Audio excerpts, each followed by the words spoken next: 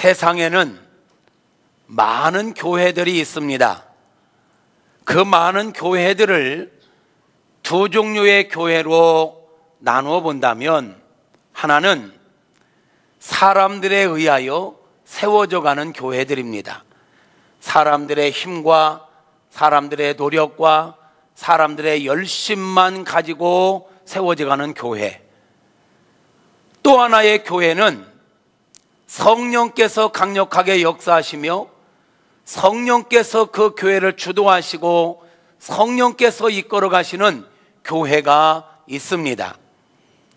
저는 우리 교회가 하나님께서 우리를 통해서 일하시지만 하나님보다 우리가 앞서지 아니하고 하나님의 능력보다 우리의 열심이 앞서지 않고 언제나 성령님을 인정하고 성령께서 역사하심에 민감하게 반응하며 성령께서 이끌어 가시는 교회가 되어지기를 소망하며 목회해 왔고, 앞으로도 우리 교회는 그런 교회가 되어지기를 소망합니다. 저와 여러분 모두가 성령 하나님의 인도하심 앞에 민감하게 반응하며 나아가는 은혜가 있게 되어지기를 소망합니다. 오늘 우리가 읽은 사도행전 2장 42절부터 47절의 말씀은 성령께서 임하심으로 시작되었던 초대교회의 특징들을 잘 말해주고 있습니다. 초대교회의 특징, 성령이 강력하게 역사하시는 초대교회는 어떤 특징들이 있었는가 몇 가지만 한번 살펴보겠습니다. 첫째는 초대교회는요, 모이기에 힘쓰는 역사가 있었습니다. 하나님 말씀을 배우기에 힘썼습니다. 기도하는 일에 열심을 내었던 교회가 초대교회입니다. 할렐루야. 42절을 보니까 이렇게 말씀하네요. 같이 그들이 사도의 가르침을 받아 서로 교제하고 떡을 떼며 오로지 기도하기에 힘쓰니라. 이게 초대교회의 특징입니다. 그런가 하면 두 번째 초대교회 특징은 기적과 표적이 많이 일어나는 교회였습니다. 성령이 역사하시니까 교회 안에 기적과 표적이 끊이지 않았습니다. 43절을 보니까 이렇게 말씀합니다. 사람마다 두려워하는데 사도들로 말미암아 기사와 표적이 많이 나타났다. 우리 교회 가운데 지난 21년의 역사를 돌아보면 하나님의 은혜로 기적과 표적이 많이 있었습니다. 오늘 이 현장이 하나님께서 행하신 기적의 결과물인 줄로 믿습니다.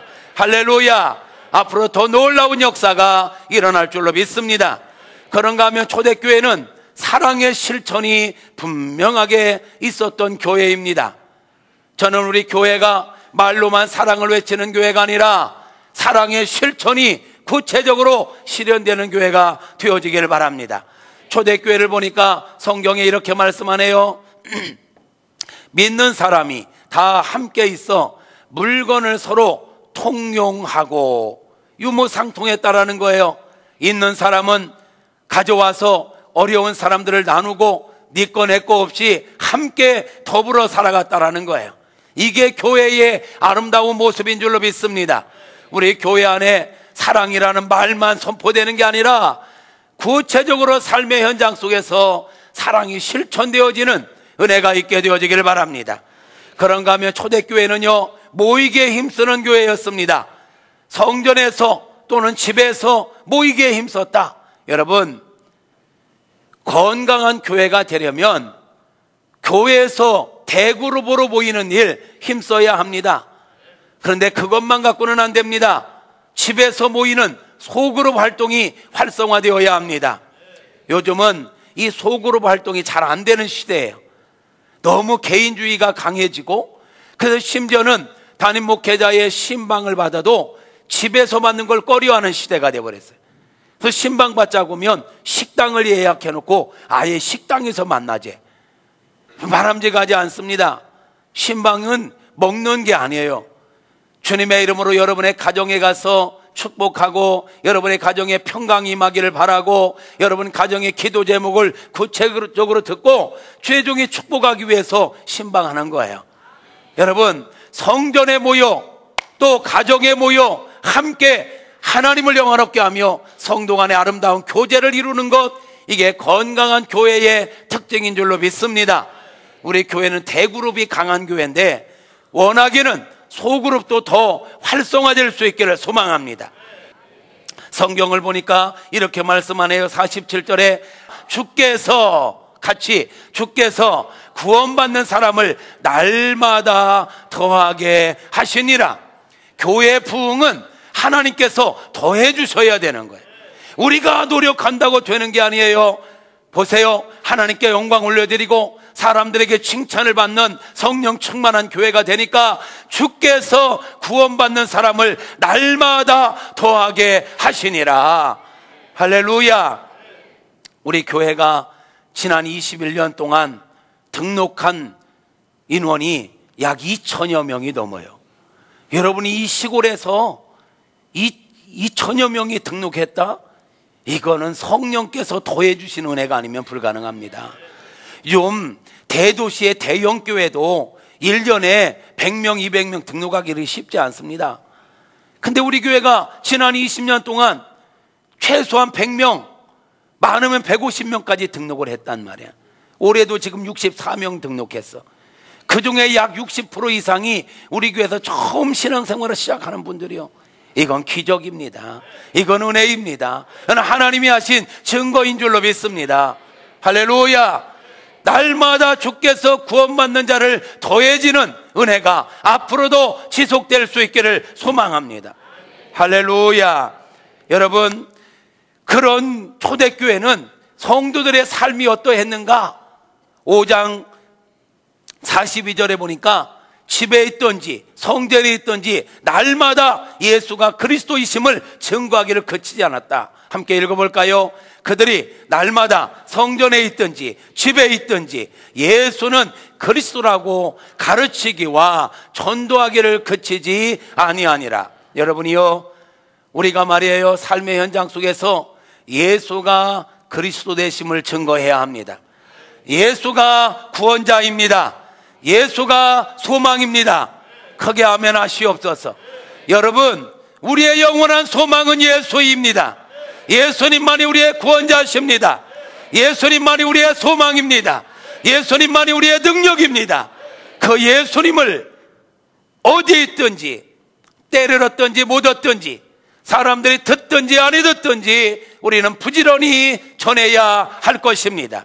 믿게 하시는 이는 하나님이시니 우리는 나팔수의 역할, 사명을 잘 감당하는 은혜가 있기를 바랍니다. 성령 충만했던 초대교회는요, 순교하기를 기꺼이 했어요. 순교하기까지 믿음을 지켰고요, 사명을 이루기 위하여 기꺼이 순교하는 교회였다. 여러분, 오늘 우리가 예수 믿는다는 이유로 목숨을 빼앗아가는 일은 없어, 우리나라에서 지금. 그러나 우리는 또 다른 순교를 결단해야 할 것입니다. 바른 신앙생활을 위해서 미디어를 좀 포기하는 순교가 있어야 돼. 세상적인 즐거움을 좀 포기하는 순교의 결단이 있어야 될 것입니다. 조금 수고하고 헌신하는 그런 수고의 결단이 우리 안에 있어야 될 줄로 믿습니다. 이제 우리 교회가 21살 청년 교회가 되었네요. 맨 땅에서 여기까지 왔다면, 이 기반을 가지고 앞으로 나아간다면 더 큰 역사가 있을 줄로 믿습니다. 초대교회가 이 놀라운 역사를 이룰 수 있었던 건 하나님의 말씀을 붙잡았어요. 예수님의 말씀을 붙잡았어요. 사도행전 1장 4절 5절을 볼까요? 예수님께서 사도들에게 유언하셨어요. 승천하시기 전에 사도와 함께 모이사 그들에게 분부하여 이르시되, 예루살렘을 떠나지 말고 내게 들은 바 아버지께서 약속하신 이 성령을 기다리라. 요한은 물로 세례를 베풀었으나 너희는 몇 날이 못되어 성령으로 세례를 받으리라 하셨느니라. 우리 예수님께서 3년 동안 제자들을 훈련시킨 다음에 세계를 품게 했습니다. 만민에게 복음을 전하라. 모든 족속을 제자 삼으라. 땅끝까지 이르러 증인이 되리라. 세계를 품게 하셨는데 가기 전에 할 일이 있다. 예루살렘을 떠나지 말고 내가 너에게 몇 날이 못되어 성령을 보내줄 텐데 성령을 받으라. 성령이 너에게 임하시면 너희가 권능을 받게 될 것이다. 그 권능을 받고 나가서 일해라. 이 말씀을 생명처럼 붙잡았어요. 그리고는 제자들이 떠나지 않고 뭐 했느냐? 예루살렘에 모였다는 거예요. 모여서 열심히 기도했더니 성령께서 그들 가운데 강력하게 임하셨습니다. 그러므로 시작된 게 초대교회입니다. 역사를 이루는 주인공들의 특징이 뭔지 아세요? 주어지는 말씀을 붙잡는 것입니다. 여러분이요, 매주마다 선포되는 말씀을 붙잡으십시오. 그리고 때마다 시마다 주의 종을 통해서 제시되는 비전, 내 거다. 저 비전의 주인공은 나다 생각하시고 비전을 붙잡으시기를 축복합니다. 저는 또 개인적으로 하나님과 귀한 깊은 기도의 시간을 가졌어요. 하나님, 어느덧 하나님께 우리 교회를 세우시고 이보조 간종과 우리 사랑하는 성도님들을 쓰신 지가 21년이 되네요. 제 사역의 전반전을 마치고 후반전을 시작했는데, 하나님, 후반전에는 어떤 모습으로 제가 시중 들면 될까요? 그랬더니 하나님께 제안해 주시는 메시지가 있었어요. 내 아들아, 교회를 축복하라. 교회를 축복하라. 아니, 어떤 축복을 할까요? 뭐라고 축복할까요? 하나님께서 주시는 메시지 3가지가 있었습니다. 아들아, 너는 너의 교회에 큰 일꾼들이 일어나고 큰 일꾼들이 몰려오도록 축복하라는 거예요. 일어나라는 얘기는 현재 있는 여러분들이 큰 일꾼이 되기를 바라는 거고, 몰려오라는 거는 동서남북에서 그런 큰 일꾼들이 몰려오도록 축복하라는 거예요. 그러면서 하나님께서 주시는 말씀이, 아들아, 네가 그렇게 축복해도 안 듣는 사람은 안 들을 거다. 남유다 백성들처럼 그냥 자기 생각대로 가는 사람은 갈 거다. 그런데 그 신경 쓰지 마라. 너 자꾸 그런 사람 몇 사람 바라보고 자꾸 낙심하고 자꾸 어려워하는데 신경 쓰지 마. 그러면서 하시는 말씀이, 야, 내가 목회하는데도 말 안 듣는 사람이 있더라. 예수님께서 내가 목회하는데도 말 안 듣는 사람이 있는데 네가 목회하는데 말 안 듣는 사람 있을 수 있지. 그것 때문에 스트레스 받지 말고 분명히 네가 그렇게 축복하고 나가면 따르는 자가 있을 것이다. 내가 그들을 쓰리라. 내가 그들을 축복하리라. 그러니 너는 말 안 듣는 몇 사람 보고 낙심하고 움츠러들어 있지 말고 축복하며 나가라는 거예요.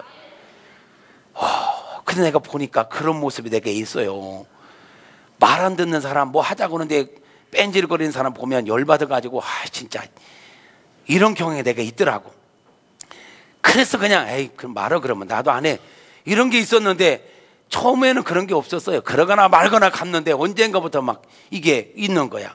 근데 이번에 하나님께서 그런 사람은 나 때도 있었으니까, 수많은 선지자들 때도 있었으니까 너 그런 거 신경 쓰지 말고 선포하면 따를 사람은 따를 거야. 내가 그들을 들어 쓸 거니까 축복하라는 거예요. 그래서 내가 아멘 했습니다. 이제 뭐 따르든지 말든지 여러분 마음대로 하시옵소서. 그러나 주인공은 누가 되느냐? 분명히 보십시오. 여러분들이 큰 일꾼 되어지기를 바랍니다. 여러분들이 정말 먼저 큰 일꾼들이 되어지기를 축복합니다. 그래서 물었어요. 하나님, 큰 일꾼이 어떤 사람입니까? 그랬더니 긍정적인 자다. 부정적인 자는 큰 일꾼이 될 수 없다. 매사에 부정적인 사람 쓸모없다. 여러분이요, 매사에 긍정적인 사람이 되십시오. 긍정적인 생각, 긍정적인 말, 긍정적인 태도를 유지하십시오. 그 사람이 큰 사람입니다. 하나님, 또 큰 일꾼이 어떤 사람입니까? 믿음의 배짱이 있는 사람이다. 너가 자랑할 수 있는 너 믿음의 배짱이 있잖아. 너와 함께 믿음의 배짱을 맞춰서 나아갈 수 있는 자 내가 일으키리라. 할렐루야. 눈에 보이는 게 다가 아닙니다. 우리가 믿는 하나님은 절대자십니다. 전능자십니다. 무에서 유를 창조하시는 분이십니다. 그 하나님을 믿는다면 믿음으로 행합시다. 믿음으로 말합시다. 할렐루야. 믿음의 배짱이 있는 자가 큰 자다. 한 가지 더, 어떤 자가 큰 자입니까? 절대 순종하는 자다. 순종하는 자를 통해서 일할 거다라는 거예요. 여러분, 다시 한번 축복합니다. 하나님께서 저와 여러분을 큰 자로 세우시길 바랍니다. 그리고 동서남북에서 큰 일꾼들을 불러 모아주시길 바랍니다. 우리 교회가 말이에요, 동서남북의 센터예요. 동서남북의 길이 얼마나 잘 뚫렸는지 몰라. 정말 우리가 분명한 하나님의 비전이 있고 성령께서 역사하시는 강력한 역사가 우리 교회 가운데 있다면 동서남북에서 몰려오게 될 것입니다. 저는 소망하기는 여러분들이 먼저 그 중심에 서시기를 바라고, 그리고 대한민국의 동서남북에 많은 큰 일꾼들이 우리 교회로 몰려오게 되는 역사가 있기를 소망하며 축복합니다. 하나님께서 두 번째 저에게 주신 비전이 있어요. 아들아, 시간의 헌신자들 위하여 일어나도록 몰려오도록 기도하라, 축복하라. 제가 요즘 많이 주절됐던 얘기가 뭔가 보니까 우리는 너무 바빠요. 우리 성도님들 너무 바빠요. 이 지역 사람들은 전쟁하지 사는 것 같아요. 그 뭘 하려면 사람이 없어서 못해요. 내가 자꾸 이런 부정적인 얘기를 했더라고. 현실만을 너무 얘기했더라고. 하나님은 원하는 게 너 현실을 얘기하지 말고 믿음을 선포해. 믿음을 선포해. 그런 사람들도 있지만 시간의 헌신자 있어. 남는 게 시간밖에 없는 사람들이 있어. 여러분, 뭐 있어요? 여러분, 남는 게 뭐와 뭐가 있어요? 여러분, 지금 여러분의 환경에 비해서 나는 틀렸다 이러지 마십시오. 이런 메시지가 선포될 때 주여, 내가 그 주인공 되기를 원합니다. 하나님, 내 시간과 여건과 환경을 풀어주시옵소서. 나도 마음껏 시간의 헌신자가 되기를 소망합니다. 주여, 내 환경을 풀어주시옵소서. 내 상황을 풀어주시옵소서. 내가 시간의 헌신자, 주께서 필요로 하실 때 언제나 달려나가는 시간의 헌신자가 되겠습니다. 주여, 나를 사용하여 주옵소서. 그렇게 거룩한 욕심을 붙잡고 말씀을 생명처럼 붙잡고 나아가는 자가 주인공이 되는 거예요. 여러분, 적당하게 일하면서 주님을 위해서도 마음껏 시간을 낼 수 있는 은혜가 있기를 바랍니다. 하나 더 주신 말씀, 아들아, 물질의 헌신자들이 일어나고 몰려오도록 축복하라. 마지막 대부흥을 주도하려면 물질이 필요하다. 없다만 하지 말고 축복하라는 거예요. 축복하라는 거예요. 물질의 헌신자가 일어나고 몰려오는 역사가 있을지어다. 있을지어다. 앞에서 말씀드렸잖아요. 하나님이 아시기 때문에 너 그거 얘기해도 비웃는 사람이 있을 거다. 냅두라는 거야. 비웃는 사람 비웃게 놔두래. 붙잡는 사람이 있을 거다. 그들을 내가 축복하리라. 그들을 쓰리라. 여러분이요, 주인공이 되십시오. 여러분이요, 한 번 뿌린 인생 그저 그렇게 살다가 끝내지 말고 하나님의 장중에 사로잡혀 한번 멋지게 쓰임받게 되어지기를 바랍니다. 지금 여러분의 환경, 여러분의 수준 이거 생각하지 마세요. 하나님이 붙잡으시면 마른 막대기 가지고도 홍해바다가 갈라지고 마른 막대기 가지고도 10가지 재앙이 떨어지니 우리가 부족하고 연약해도 하나님 우리를 붙잡으시면 역사는 일어납니다. 기적은 일어납니다. 축복의 주인공으로 살아갑시다. 이왕에 예수 믿을 바에야 제대로 한번 믿고 제대로 한번 누리며 살아가는 저와 여러분 되어지기를 주님의 이름으로 축복합니다. 우리가 이 마지막 때 대부흥을 주도하려면 첫째, 초대교회가 그러한 것처럼 주어지는 말씀을 붙잡으라. 둘째, 그 말씀을 붙잡고 기도에 힘써라. 사람은 비전만큼 살고 기도만큼 이룬다 했으니 망상으로, 비전이 망상으로 끝나지 말고 그게 실천되어지기 위해서는 기도가 있어야 합니다. 기도의 용사들이 되십시오. 기도의 사람이 되십시오. 따라서 합시다. 사람은 비전만큼 살고 기도만큼 이룬다. 예, 주어진 말씀이 비전이라면 이제는 기도하며 그 비전을 이루어가야 합니다. 사도행전 1장 14절을 보니까 사람들이 뭐 했느냐? 예수님께서 예루살렘을 떠나지 말라, 성령을 기다리라, 이 말씀을 붙잡고 여자들과 예수의 어머니 마리아와 예수의 아우들과 더불어 마음을 같이하여 뭐 했다고요? 오로지 기도에 힘쓰니라. 기도했더니, 말씀 붙잡고 비전 붙잡고 기도했더니 성령께서 그들 가운데 강력하게 임하셔서 세계를 깜짝 놀라게 만들었다라는 거예요. 여러분이요, 우리가 이 마지막 시대 주역이 되려면 기도의 사람이 되어야 합니다. 기도의 영성이 회복되어지길 바랍니다. 옛날에 기도 많이 하셨는데 요즘 기도를 쉬고 있는 분들이 있습니까? 다시 회복하십시오. 다시 회복하십시오. 다시 회복하십시오. 기도의 영이 회복될지어다. 기도의 능력이 회복될지어다. 기도의 야성이 회복될지어다. 할렐루야.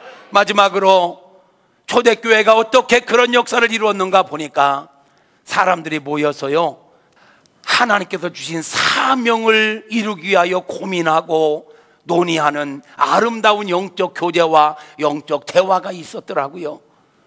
성도들의 모임에는 세속적인 이야기와 그런 모습이 추가되면 안 됩니다. 성도들의 만남은 거룩해야 돼요. 성도들의 만남은 귀한 영적 대화, 영적 간증이 있어야 합니다. 그런 은혜가 우리 안에 있기를 바랍니다. 여러분들이 모이면 기도하고, 모이면 어떻게 하면 우리에게 주신 비전을 이루어갈 수 있을까 함께 고민하며 거룩한 비전을 나누는 은혜가 있기를 축복합니다. 15절을 보니까, 사도행전 1장 15절 보니 이렇게 말씀하네요. 모인 무리의 수가 약 120명이나 되더라. 그때에 베드로가 그의 형제들 가운데 일어서서 이르되 하면서 쭉 이야기하는 게 뭐냐면, 여러분, 우리 예수님께서 한없이 부족한 우리들을 택하셔서 12명을 택하여 제자 삼아 주셨습니다. 그런데 우리 들 중에 가룟 유다가 예수님을 배신하고 죽어버렸습니다. 그 빈자리를 한 명 채워야 되지 않겠습니까? 우리 함께 기도하고 가룟 유다의 빈자리를 채울 사람을 한 명 선출합시다. 그래서 그들이 기도하고 제비를 뽑았어요. 그랬더니 26절에 이렇게 말씀하고 있네요. 26절 시작. 제비 뽑아 마띠아를 얻으니 그가 11사도의 수에 들어가니라. 그래서 가룟 유다 대신에 마띠아라는 사람을 제자로 세워서 함께 비전을 이루어가게 되는 상황, 이게 사도행전 1장입니다. 그러니까 2장에서 성령이 임하셨어요. 근데 성령이 임하실 수밖에 없었던 1장을 보니까 예수님 말씀을 붙잡았어. 그리고 오로지 기도에 힘썼어. 그리고 그들이 사명을 이루기 위해서 준비했단 말이에요. 논의했단 말이에요. 그게 되니까 사도행전 2장이 딱 시작하면서부터 그들이 모인 곳에 성령께서 강력하게 임하셨더라는 거예요. 여러분, 우리가 말씀 붙잡고 기도에 집중하며 사명에 집중할 때 우리 교회가 기적과 표적이 상식이 되는 교회가 될 줄로 믿습니다. 사랑이 실천되는 교회가 될 줄로 믿습니다. 모이게 힘쓰는 역사가 있을 줄 믿습니다. 하나님께는 영광이 되고 사람들에게 칭찬받는 교회가 될 줄로 믿습니다. 날마다 부흥이 일어날 줄로 믿습니다. 사랑하는 성도 여러분, 하나님께서는 저와 여러분이 이 시대의 영적 부흥을 주도하기를 원하십니다. 하나님께서 저와 여러분을 통하여 꿈같은 일들을 이루어가기를 원하십니다. 주여, 하나님이 찾으시는 그 믿음의 사람 내가 되게 하여 주시옵소서. 하나님이 찾으시는 구속사의 주인공 내가 되게 하여 주시옵소서. 주여, 나를 사용하여 주시옵소서. 이 기도가, 이 결단이 저와 여러분 모두에게 있게 되어지기를 축복합니다.